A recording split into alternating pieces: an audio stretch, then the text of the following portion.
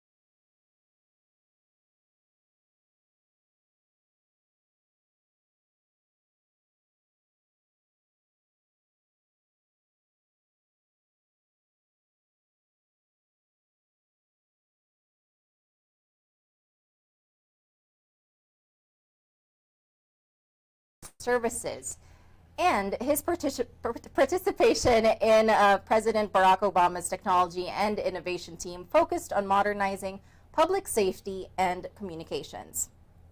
Ishka, on the other hand, is the CFO and the NGA Philippines president. She is a Filipino techpreneur who worked to bring the United States 911 emergency response technology to the country 3 years ago at the height of the COVID-19 pandemic through NGA 911. It has been her vision to establish the 911 system in the Philippines, the first outside the U.S., and even ahead of other states. So heard on Thursdays, let's welcome to the show Don Ferguson and Ishka Villacisneros of NGA 911. Hello! Hello. Hello and good evening. So I wanted to ask, for Don specifically, why the interest in public safety communications? What brought you to that industry? My background is in technology. So it started from a technology perspective, and of course we are based in the Los Angeles. And really what we saw was that technology was growing faster in the United States than 911 was evolving. So there were issues about how calls were routed and how location could be delivered, and that was in the United States just a little bit over a decade ago. There was a time when cell phones were not so prevalent, and the 911 system in the United States was catching up with those new technologies. So the real appeal with 911, so coming from technology, and the appeal of 911 is that you have a very real impact on people's lives. You actually, with building and deploying technology, you have the opportunity to save many lives every day. And that's probably the biggest appeal of this particular technology in this specific industry. Yeah, and you also have patents for emergency call routing and services. So what were some of the pain points that, you know, that in which your patents addressed to improve on that? Well, the real painful part of that was actually filing for the patent. It's a very painful process. Got it. The dentist is a piece of cake compared to trying to file a patent. So as we went through this process of really modernizing, it's called Next Generation 911. So it's not 911 and the shows back in the 70s and the 80s, and there have been many, really were based off of a legacy technology. So what we brought to 911 is Next Generation 911. And this is where you're digitizing everything. So when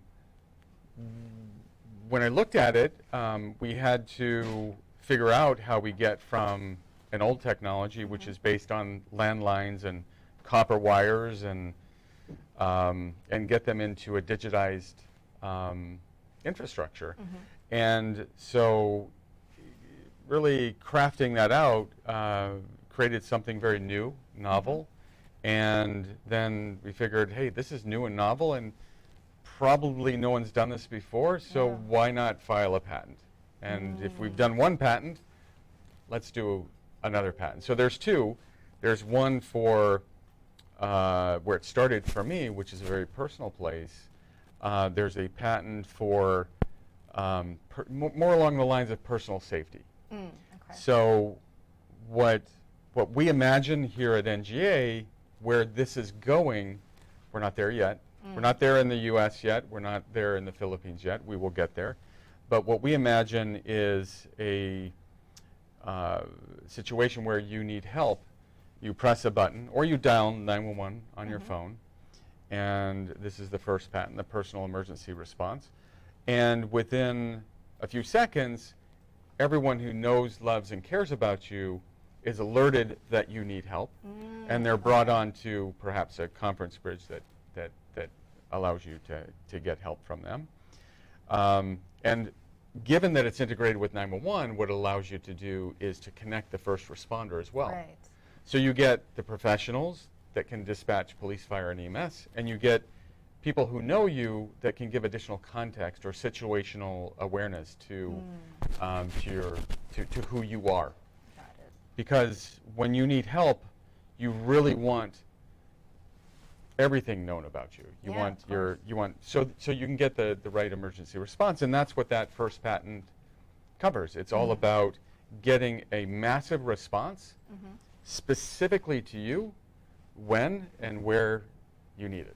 That's the short of it. And then the second one is a little bit more technical. It goes up to how do we get your situation routed to the nearest and the most qualified and the most available first responder. Yeah. Yeah. Well, I mean, I'm sure that's that would be also very helpful once we have that more prevalent here in different LGUs as well. And for Ishka, I actually want to ask, what brought on, like, quote unquote, a frustration for you to bring 911 here, like the concept of 911 here? Well, it was actually a very personal experience for me, because 911 saved my Lola's life several times, including my Lolo, my grandma, and my grandpa. And I felt very lucky and actually blessed to have that technology in the US, because I know that when we have emergencies here, you would just probably book a taxi or have someone drop you off the hospital. I wouldn't even think of calling a number before. Right. Yeah, because if that happened, that emergency happened over here, I think my grandparents wouldn't survive. So I'm like, I wanted to bring that technology to the Philippines and, you know, save more lives, because all of us would have a Lolo and a Lola, right? Yeah, absolutely. And so now I want to know, how did this partnership come about? Because you're both on the same page and, like, wanting to save lives and wanting to make people more accessible to emergency responders and all of that. So how did this partnership come about? Like, who approached who, or? Well, it started in the U.S. And in the U.S., we started to bring the old system into Next Generation 911, and doing that together in NGA 911, which is a Los Angeles-based company. So we picked up a few contracts, a few states in the U.S., and we started doing it there. And really getting a rhythm and a clear understanding how we could really upgrade the U.S. 911 system. And we actually won the largest 911 contract in the United States, which is the state of California. That's awesome. Yeah. And then you seeing that led you and me seeing that is like, I feel like I want to bring this back to my home country, because I was born and raised here. I wanted everyone here to experience that same security I'm feeling over there. So I remember the phone call from Ishka. She asked me, hey, do you mind if we bring this to the Philippines? Which was an odd question, because obviously it's 911. We believe that our 911 service should be worldwide. Philippines is so near and dear to Ishka's heart that, of course, we ought to bring it to the Philippines. And so, And on top of that, this is actually the first next-gen 911 Southeast Asian country that we've implemented or using the next-gen 911 technology. and it started with, if you remember, you flew here and you were traveling all over. Yeah, I had I no don't know. connections. Just so you know, I just went from like one city hall to the other, and then I ended up with DILG, Wow. and then presented this. Yeah. And they were like, "We love that technology. Thank you for bringing it here." Yeah, It's but- amazing. I love that. I mean, like the persistence, of course, of like, for someone to actually listen, and then for someone to actually, you hear back from someone, or DILG, especially getting that accreditation was huge. And so, how has the process been? So you brought it during the height of the pandemic. So how was that process like, considering it was the pandemic? Was there any barriers to entry? So we started in 2019 actually, and we were trying to do a few like proof of concepts, but it's very hard to bring this to the country if we actually live in the US. Yeah. So I had so many flights going here, and I'd say that it's just very hard because Filipinos, they want to meet in person. They didn't want to do virtual, right? Right. So I needed to fly in here at the height of the pandemic because we were setting up our test lab for a proof of concept, which lasted 12 months. Yeah. And then after that, we got accredited. We passed all of the tests, compliances, and the ILG gave us the accreditation certificate. And so your first implementation, was it in Rizal? You mentioned, and so how, like, were there statistics, like, before actually putting up that command center? Were there statistics on how they were responding to emergency situations, and then seeing the difference of like how like the NGA technology changed all that? So I think with Rizal and with Alaminos, these are smaller populations, and it was the vision of the mayor and the center that really created that. And what that allowed us to do is to build out the infrastructure for 911. So even if you stand up one center, you still have to, we had to go out and we had to build out the entire infrastructure for that would cover the country. Sure. So that was the catalyst for us to build out the 911 system. And by that I mean it's all telecommunications infrastructure. It's kind of like the Wizard of Oz behind the curtain. That's the magic that happens behind the curtain. And that really led up to, along with the certification and the leadership inside of DILG, led us up into the Philippines National Police, which we can talk about. Yeah. But really those stats and those differences that this technology is making are now being seen very clearly in the Philippines National Police deployment. And I'm not sure if you want to talk to the response time and the quality, et cetera. Go ahead. Yeah, so previously the response time, the average was about an hour and a half. Ooh. And then our first live call, they were able to respond to that incident in just 4 minutes. Wow. US standards. Gosh. I love it. As compared to an hour and a half. Yeah. My goodness. That's the average. Yeah. And you asked why this, why this, right? There is that first call that Ishka is referring to really sums it up. So there is something in public safety that firemen, policemen, and then providers of technology to public safety sort of share in common. It's unspoken. It's hard to explain, but it's in your DNA. There is this instinct to protect, and then there's this pleasure that you get out of having succeeded in protecting someone. Yeah. That's the dynamic that's at play. So one of these calls that came in to the Philippines National Police was a woman that was under duress, we'll say. A man was banging on her home, trying to get in her home. Clearly something that was not going to have a good outcome. And also because why am I banging on your home if not to do something Right. to you? And if you can imagine this woman sitting at home and having, out of nowhere, and it was at night, right? Someone, all of a sudden, the banging, what do you do? How, what number do you call? What do you do? How do you handle it? Yeah. So that call landed, and because of the improved system, the responders were there inside of 4 minutes. And because they were there that quick, you have successful outcomes. Yeah. And I can only imagine with that first call from Rizal, it's like as soon as you were able to help one, I can only imagine like the next thought is like, how many more can I save from like this point forward with just this one call? Because you said there is pleasure in you know, in that success of like actually helping, protecting someone, saving someone's life as well. And so was it strategic for it to be like Morong and Rizal and Alaminos and Pangasinan to start small first before moving forward to much larger LGUs? Yeah, it had to be.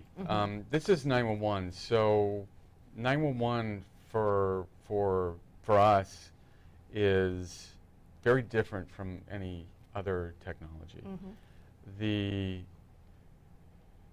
Any one of these calls into 911 could be that young lady who needs help at the moment that she needs help.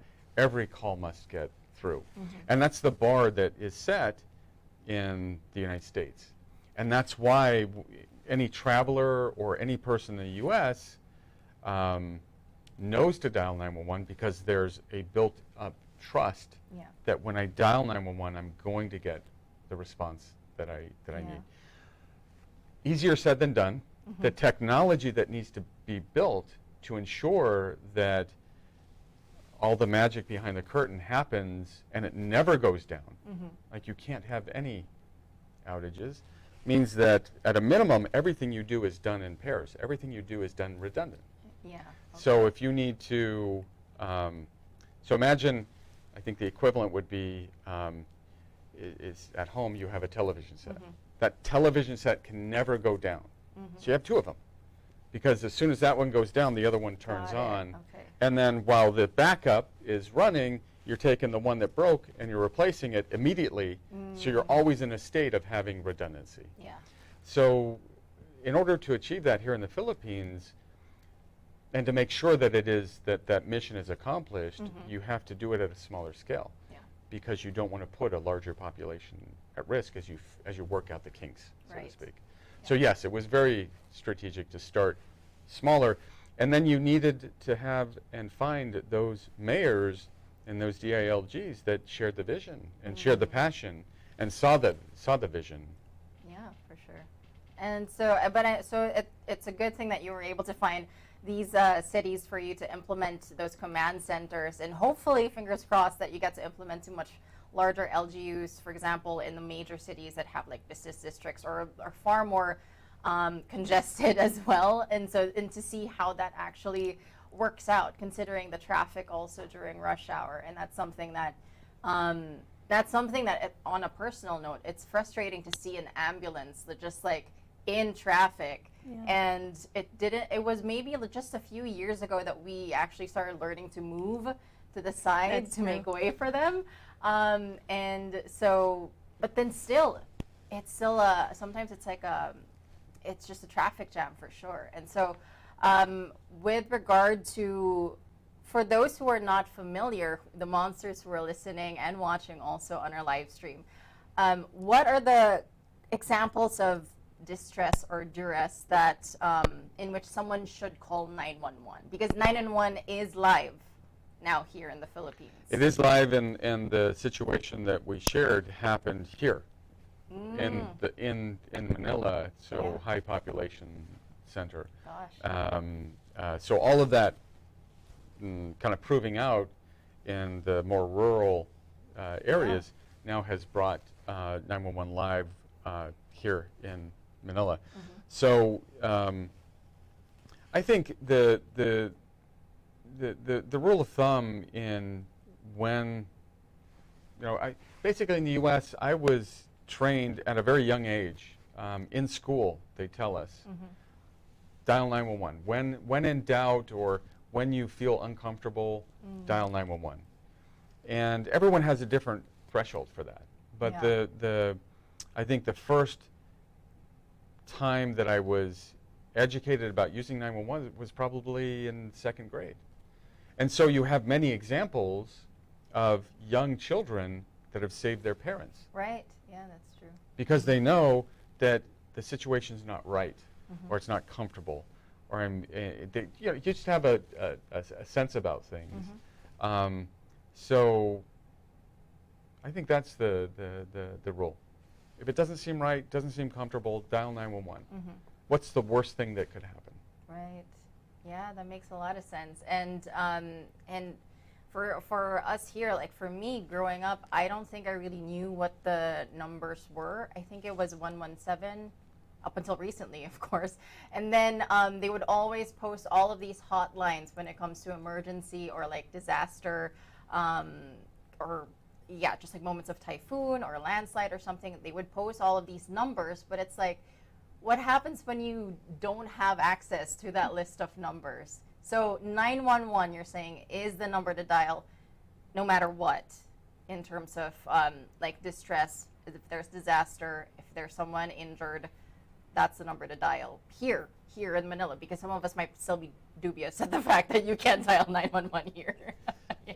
I see something suspicious, a crime in progress, I have a motorcycle accident, I'm at home like this young lady and feel uncomfortable, 911, it's that simple. Okay. And then the other aspect of what we're doing is taking some of the learning out of the US to handle the use cases or the types of calls that come into the 911 command center.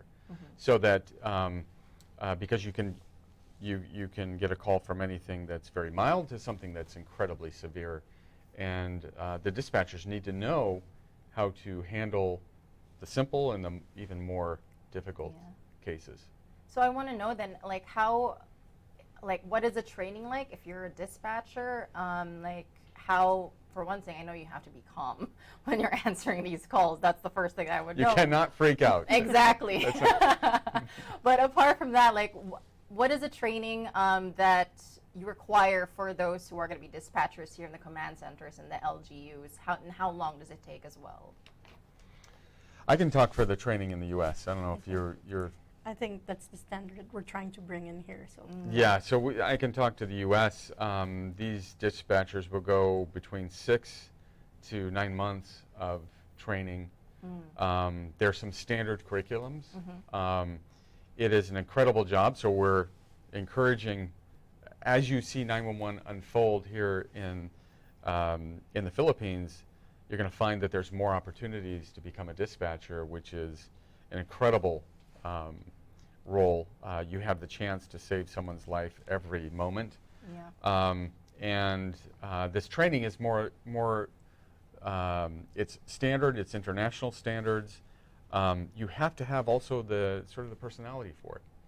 Because I remember I was in one of the states that we're deployed in is Louisiana, and I went to Louisiana and was in their command center. And very large command center. There's so much going on in Louisiana, gunshots, and you just feel the energy when you're there. And I remember I was on my way. We had finished what we were doing. I was on my way walking out when I heard out of my left ear, "Is the baby breathing?" Wow. So, and at that point, you realize that one of the dispatchers was dealing with a situation that dealt with an infant and who knows, what all the details were. But you have to have the you have to have the personality. You got to be built for that sort of stuff. Yeah, you mentioned earlier it's in your DNA to want to help, to want to protect and to save a life or something like that. So yeah, for sure. And so is it a volunteer or is it like a full-time kind of job that you're looking for in these command centers in the LGUs? These are all full-time. These are all full-time jobs. Okay. I think when a the Philippines is blessed with such a wide variety of natural disasters? In some way. You have every one. Mm-hmm. I remember, what was the city, Legazpi, that we went up and we landed, and I'm looking at the volcano saying, Yeah, Legazpi. why do they have that city so close to that volcano? I mean, it's not enough that you've got typhoons and earthquakes, Mm-hmm. but hey, let's put a city right next to a volcano to really test Mother Nature. Actually, when we were going through the POC, the proof of concept, I remember calling Don saying, Don, there's a typhoon. We just had an earthquake, Yes. and the volcano just erupted, but I'm fine. And he was like, get yourself out there. I said, no, I'm fine, really. Ay, ay, ay. Yeah, for a lot of us, it's we've been used to, like, you know, floodings and everything. Seeing, I used to live in Marikina, so we were right by the river. Yeah. It's a good thing that my house is on an inclined street, so it's like you can see the river like raging when after a whole typhoon has just passed, or while a typhoon is still there. So it's pretty intense. We've been exposed to a lot of things here. You are. I can tell So- you, you are like I said, you're blessed. So I think there's a couple levels. I think there's these full-time dispatchers that are professionals and well-trained and well-drilled, and it's a 9 to 5. Actually, it's a little bit different. It's probably 12-hour shift. But they're really trained and they know what they're doing. And then I think that's supplemented because you have so many of these disasters. There's probably a supplemental part-time group that can come in and can help when disaster strikes. And they have volunteers as well during the And then typhoons. volunteers. Yeah, I've been Okay. following Yeah. that. And that's part of where we want to land. You know, you have 911 and you start to really normalize protocols when these situations strike. Yeah, for sure. And while we're talking about, like, you know, typhoons, very recently we did have Karina. And so for those command centers that are operational, did you receive any, like, stories or have any feedback from the command centers and how they dealt with it, or like what the calls were like during that time? The call volume was like way higher actually. But then the imagine, response yeah. time, I think what the Philippines need to focus on is the response. They need to build a stronger response system because I don't think they have enough ambulances or police or, For sure. yeah. Yeah. Because you can take the call, but you need to Yes. have enough first responders. So we're rolling it out. One of the critical parts of this new next-gen system is location. So it is built into the Android devices that when you dial 911, the location is automatically presented to the dispatcher. So they know exactly where you are within a few meters. Whether it's a landline or a cell phone? Landline is pretty easy to get location on because it's fixed. All The right, more difficult one is cell phone. because you're on moves. You can be on the move. Because you're on the move, Yeah. right? So, so this, and for the Android devices, the Google devices, location is known at the time of the call, and it's reinitiated every 20 to 30 seconds. I see. So you can, and that location is actually streaming in. So, given that you have location, the response can be accelerated, and the protocols for response can be accelerated. Yeah. And you can dispatch, if you look at a map, you can dispatch responders that are closer to the Right. scenario. So really with location, you all of a sudden get an immediate improvement in response. Yeah. And that's where we're starting. So if you imagine, you had mentioned the typhoon that came through. So if someone needs help in a typhoon and you don't know their location, how do you help them? So put it this way, if Grab Yeah. or Food Right. Panda can find you, why can't 911? Right? That's a fair point. Yeah. And that's what's being brought, so that Yeah. your location is known, so help can be delivered. Yeah, when and I needed. feel that's always one of the first questions, like in a 911 call, that they ask you, right? Where are you? Where are you located? Yes. So that pretty much from there, they can now see as you mentioned, like, you know, who's the closest one, or what emergency response can like respond to this call or something. So like that is fairly important, and to get that information through Google, through technology, makes it a lot easier. And then connecting all of the dots basically that you need for an efficient response to that call. That's essentially what NGA 911 is. That's what we do, exactly, yeah. connecting all those dots, Yeah. all those various technologies that can be applied at that, remember, at that moment that you need it, right? At that moment where you are uncomfortable, that you see something that just doesn't feel right, and you dial that 911, you know that that person needs help or you need help, and we want to make sure that every possible technology, including cameras, including concerned citizens, are engaged to provide that overwhelming response when and where you need it. Got it. And so I want to go back with the dispatchers as well. It's like, is there a usual process on like when you answer a call, what's the first thing that, okay, so for example, I'm saying 911, I have an emergency. What's usually the first question? It's where are you located, or? Well, you want to treat very, very specific protocols. These protocols have been mastered over decades, right? So it's going to be 911. What's your emergency? Okay, yeah. Well, the cat is stuck in the tree. Yeah. In which case you want to say, please go get a ladder, get your cat down, and don't call us about that, right? Or I have chest pain. Okay, this could indicate heart attack.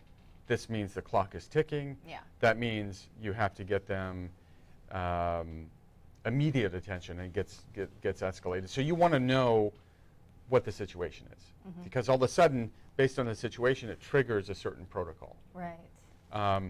And then, once you kind of got that, the dispatcher has that protocol locked in their head, they're going to get to, okay, where are you located? And they will ask, even though they know your location, they will still ask where you're located to make sure that it's validated. Right, yeah. Because then you need to get someone there to help them out.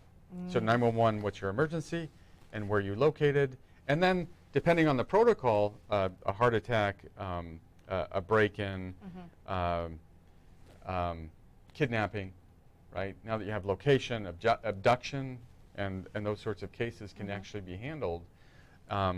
So if there is a case for a kidnapping, then the dispatcher will follow that protocol, and you have a better chance for a successful outcome. So you follow the protocol, the situation then is monitored, and then finally, after the situation is done, there's sort of a summary or wrap-up that's done, so you can capture learning, and you move on. As a dispatcher, you move to the next one. Right, yeah. There's no rest in between. So you just got done handling a major kidnapping of a young child. You handled that successful, and then Job's not done.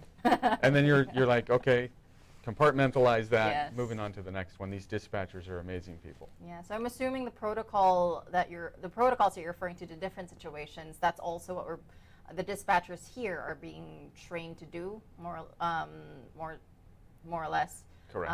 Yeah. Okay. So, I mean, I feel like this is bringing a lot more. What do you call this? It is bringing a lot more hope, I guess, in our emergency response here. But I also want to know. So, you mentioned that situation with the lady was in Manila as well. But in terms of, like, for example, requiring an ambulance, like what we mentioned earlier during rush hour, is there something that you have in mind to like mitigate that, or is it still really a resource problem that we're still trying to that you're trying to address as well? I think every LGU is different because you'll be shocked that some LGUs actually have a lot of ambulances. Yeah, but they don't have the system yet. But then there's other LGUs that they really lack, police cars or first responders. Yeah, so that's something that I would say the mayors or the key executives should really focus on. Yeah, it really varies. Yeah, what we have seen, there is mitigation. I mean, knowing your situation, understanding your response times and how to improve them. Yeah. The first step is know the location. Yeah. Have clarity with the location. Great. Okay, got that. Now, what they do is they place ambulances across the municipality, right? So you can mitigate the risk of getting stuck in this bottleneck here if you've got ambulances that can be dispatched from here, here, here, and here. And I think with the other aspect that we are bringing is call it the reflection upon the incidents that have occurred. So you want to look back and apply, in this case, AI will help to really dig into the outcomes that were achieved and how they were achieved and really improve the response. So I think getting location is a big help. Yeah. And then disbursement or spreading out your assets, knowing that certain arteries are going to be blocked will help to, I think, stabilize response or benchmark or provide a consistent response regardless of how much traffic is out there. Yes, and making sure that we have enough human resources to actually man all those, all the areas in which they're all dispatched. And that's part of it, yeah. And there is, believe it or not, there are patterns to 911. You can see them. There are certain peaks, there are certain valleys. There are certain times, like, for example, when the typhoon came in, we saw it, obviously, spike, not before, not during, but it was actually after. And you think about it, of course. Right. It makes sense. It's not during it because you're hunkered down and you're just wanting to ride the storm out. Yeah. It's the after. It's after people are now moving and the real wrath of the storm is now felt. Yeah, and so, yeah, I feel like it's something that we definitely need to try and address, especially, the frequency of how many typhoons we have in a year. We go through the whole alphabet, and then we kind of redo it if there's still a little bit more. But yeah, this disaster risk prevention is super helpful for those, but also observing that it's after makes a lot of sense too, because it's kind of like, because we are so used to it as Filipinos, we don't really, we kind of act after the fact that it's happened, and we're like, oh, we actually do need help. And so, so it's not until we actually see outside and it's like, how high the flood is, or that there's a tree that's blocking our streets and everything, that we actually do need some help. And so, yeah, and that data is very important as well to know, and for people to actually realize that it's okay to call 911 even if it's like not after, but even during. Of course. Yeah. So. Yeah, and that's part of the message here, and really, our thanks is to DILG. And there was an event this morning where the president went to announce this launch at the Philippines National Police. And it starts from the top. So President Marcos himself has launched this initiative to revitalize 911, and he's tasked Secretary Abalos to make that happen. And for us, it really starts with that leadership. And that's what enables us, or that clears the path for these sorts of good things to happen. And this intelligence that you had mentioned, sort of looking at all the incidents that have transpired, and having now, okay, we learned how that typhoon, how we respond to a typhoon. How can we do better? If you have all the data, you can analyze it, and you can really find out really specifically, based on data, how you can do better and what improvements can be made as those come in. But I just wanted to make sure that it's going to evolve, it's going to get smarter, it's going to get better, and the trust in 911, I would say that you should find it no less than that level of trust that's in the United States. That's the amount of attention and intention that your country's leadership has on 911 for the citizens. Yeah, absolutely. And so you mentioned the Philippine National Police earlier, and so they have a command center also for those 911 calls. Like that's already been, that is operational. So for those in Manila, they can call 911 and they're the ones to respond, or how does it go? So the Philippine National Police covers actually national, and then they pass it on to, let's say, that region, that LGU. I see. Yeah. Okay. And so, for example, if there's a call from, so you're saying it all is channeled through PNP, and then it is dispatched to a local LGU. Yeah. Okay. So, for example, if I'm in Quezon City, they're going to answer it, and then they will dispatch the LGU in Quezon City. Yeah. All right, that makes sense. For all those who are curious and how it goes. And they sit next to each other. So the call comes in on this station, and they triage it. 911, what's your emergency? Yeah. Where you located, validate location, walk through the protocol. Yeah. Okay, got a dispatch, and they have the radio dispatch here so that they radio them Got directly. it. There we go. And so that would shorten the response time also very quickly. It'll be much shorter. And so that is very reassuring for all monsters who are listening and watching as well, on how NGA 911 is helping the Philippines improve disaster risk prevention, emergency response times as well, and trust, more than anything, trust in the system itself, that it'll actually work for them. So yeah, it's a very, never did I think that we would have 911 here, and now we actually have it. And we have Ishka to thank, of course, for that. You really do. And no greater country, I believe, like to implement that than here, considering how you said that we were blessed with natural disasters. We need it. And it's very helpful considering there are so many numbers that we used to be familiar with, when really 911 is the number to dial.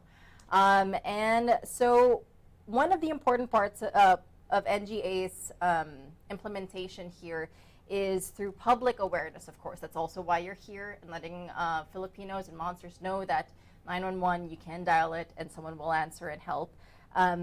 So how are you educating Filipinos on this emergency response system? So I think this is really the job of the LGUs. But what we're doing is we're also trying to work on some, I'd say, public awareness campaigns together with the inputs of the ILG. We're working with the Emergency 911 National Office with Director Fajardo. But what I think we should bring eventually, once 911 is really established, is bring 911 for kids from the U.S. to the Philippines. Because there's this organization there that I talked to. They teach kids how to use 911. Wow. So I've tapped them, I'd say, and they were trying to give me like some kind of like educational materials to bring over here. So that's part of our plan.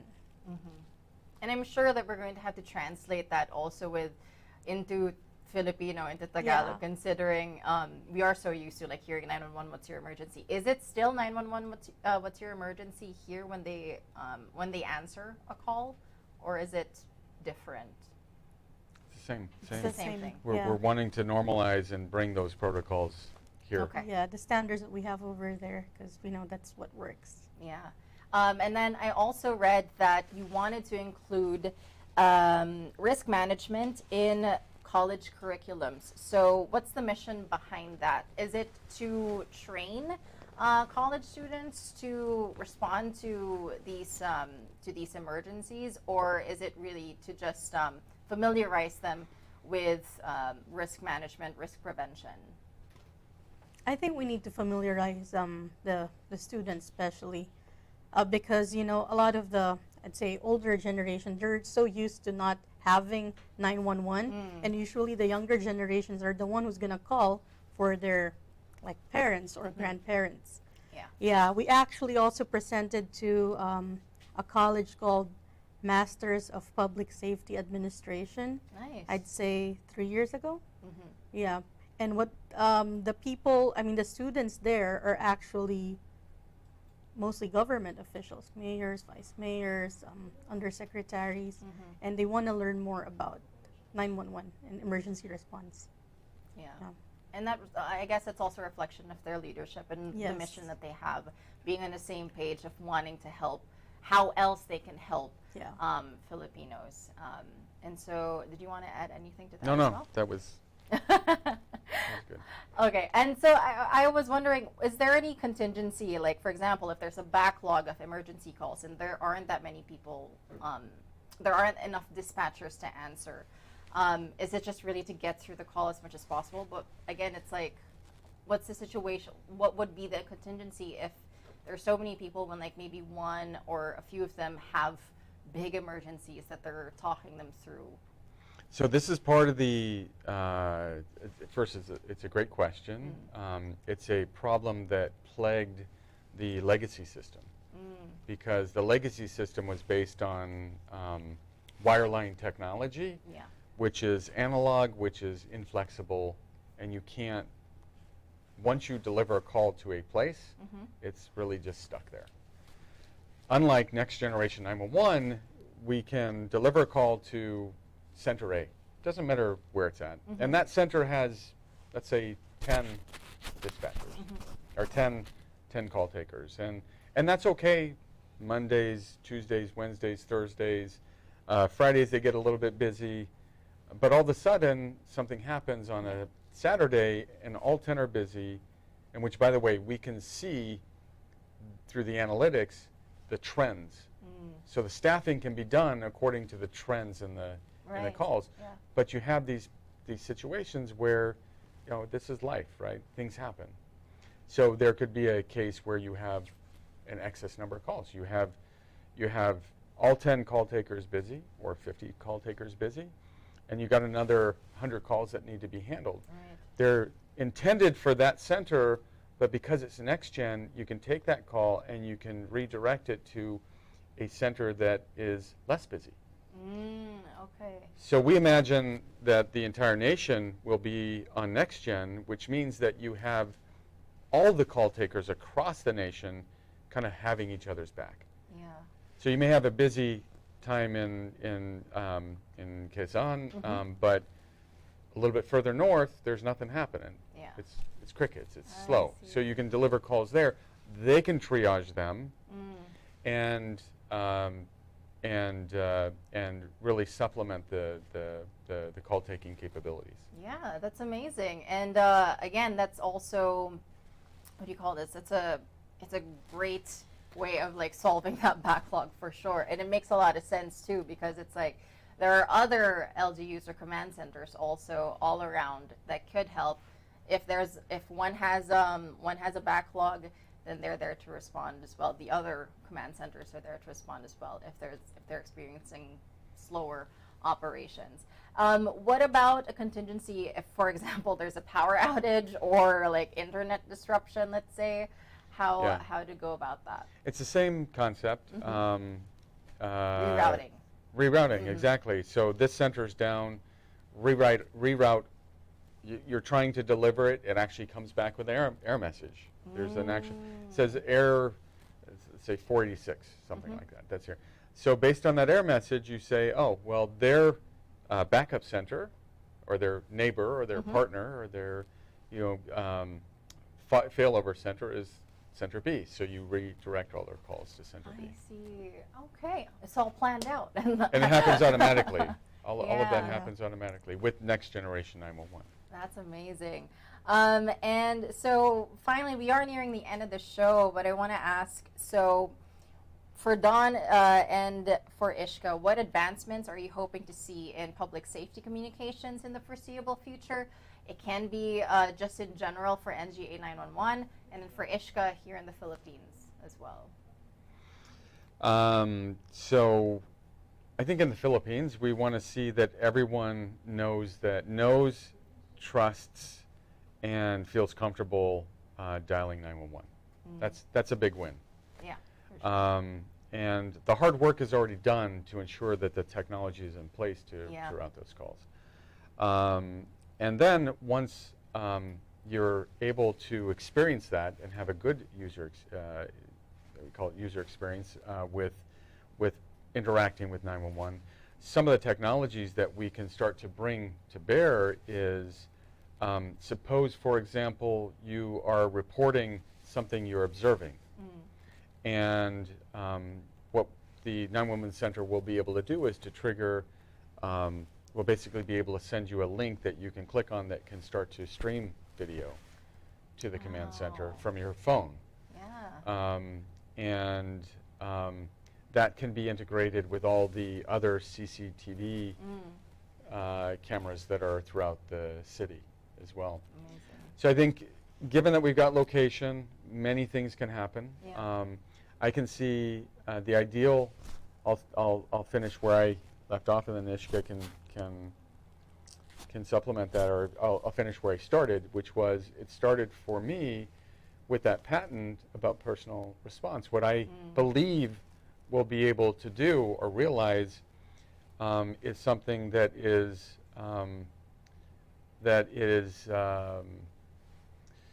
I think every person has the desire and willingness to help each other. I think that what technology gives us the ability to do is to realize that desire. So I believe that when someone needs help, technology can be applied, and we're talking future, right? There's some hurdles that need to go through. Right. But given the right application of technology, and we know how to get there, that when someone needs help, there is a massive response to them. That means not only the professionals, not only are you dialing 911 to reach a professional who can dispatch a police officer who's trained to deal with violence and aggression, or an EMS person who's trained to deal with your body, or a firefighter who knows how to put out fires. Those are the professionals. There's another aspect, another dynamic here where there are just people who care about people. So sometimes you just need some friends who you didn't know were friends just to know that you needed some help. Yeah. And they're 50 meters away. They just don't know that you need help, right? So I imagine a situation where we are all covering each other's back. Yeah, and that NGA 911 would be there to help supplement that. Once these people who care about you and want to help, then make the call if you do need that kind of help. Yeah, so adding to what he said, we should be able to text to 911, send photos, videos to 911, FaceTime 911, and actually on top of that, you know how a lot of people are buying smart devices right now. So this is a smartwatch and a smart ring. Should be able to a smart ring. Whoa, okay. So in the future, eventually, I think you should be able to detect the pulse. Hey, if something's wrong with the pulse here, it can trigger a call to 911, as well as this one. Yeah, it works pretty. Is it for pulse also, or what is it? Pulse, oximeter, all of that. Yeah, but I think another thing is wearable devices, especially for the lolos and the lolas. Yeah. Right? So let's say in the U.S., they wear this thing called Life Alert. Something like that. Yeah, something like that. Yeah, so we're also trying to bring that in the country, especially for the elderly. Because sometimes the lolos and the lolas, they're just left at home. Right. So if they have something wearable like that, or even like a band like this, you press that, it can trigger a 911 call with a location. Yeah, because of course there's a technology gap and all of that, so it's just one red button here or here. Yeah. So a lot of plans. Right. A lot of plans. It's just trying to get point A to point B at this point in time. But thank you very much, Don and Ishka, for sharing what NGA 911 is, what it's offering here in the Philippines, that it's already live here in the Philippines, and that we can dial 911 and have people help and respond to whatever distress that we are encountering in our lives. And according to Don also, if you feel uncomfortable, if something isn't right, dial 911, because there's nothing like what's your what do you call it? You don't lose anything from calling 911. Correct. Yeah. So there we go. Thank you very much to all the monsters who are listening as well and watching on our live stream on Facebook, YouTube, and Twitch. That is it for Heard on Thursdays. And any last messages from you guys, or? Just a great program. Thank you very much for having us on, and we're delighted to share what's coming. Absolutely. Yeah, thank you for inviting us. It's really an honor. Of course, and the honor is all mine, really, to learn more also about 911, and that we have this response now in the Philippines. We really very much appreciate it, and that is it for Heard on Thursdays. Keep it locked only here on the Monster. Good night. Monster exclusive interview. Monster exclusive interview. Only from Manila's hottest. Monster RX93.1.